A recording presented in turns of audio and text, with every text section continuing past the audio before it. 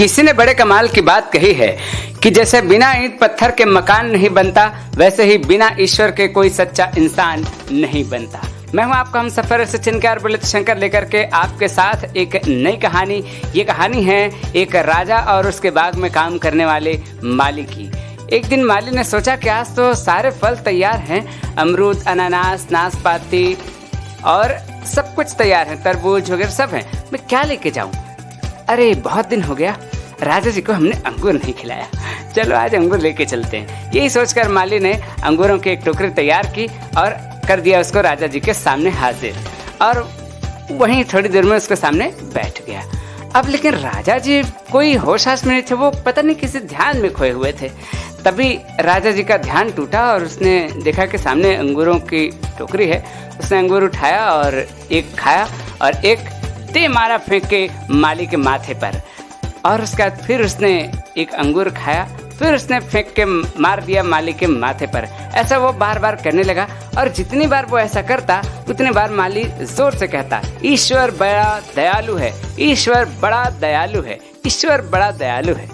अब ये बात सुन के राजा का ध्यान पूरी तरीके से खत्म हो गया। अब राजा ने उससे पूछा, ये तुम क्या कर रहे हो? ईश्वर बड़ा दयालु है, ईश्वर बड़ा दयालु है। उन्होंने कहा कि राजा महाराज, ये देखिए मेरे पास क्या पड़े हैं। बोला, अरे तुम्हारे पास तो अंगूर पड़े हैं।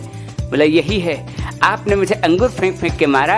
आज तो सभी फल तैयार थे, मैं सोच रहा था क्या लेके जाऊं क्या लेके जाऊं, फिर मैंने जो डिसाइड किया अंगूर, ये ईश्वर ही की ओर से डिसाइड था।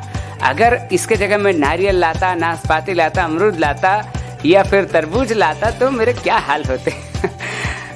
साथियों, ये कहानी तो यहाँ खत्म होती है, लेकिन हमें बहुत बड़ी बात सिखाती है कि याद रखें, जिस दिन हमारा भरोसा उस ईश्वर पर होगा तो कोई भी हमारा बाल बांका नहीं कर पाएगा।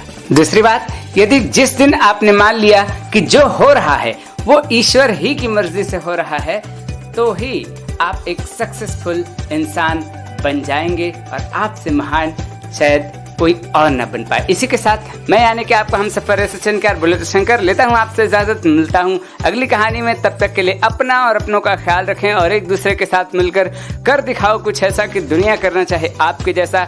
याद रहे, जो आप में है वो किसी और में नहीं, इसलिए औरों को छोड़ खुद को चुनो और अपने सुनो और अपने सुंदर से इस लाइफ को जियो दिल से।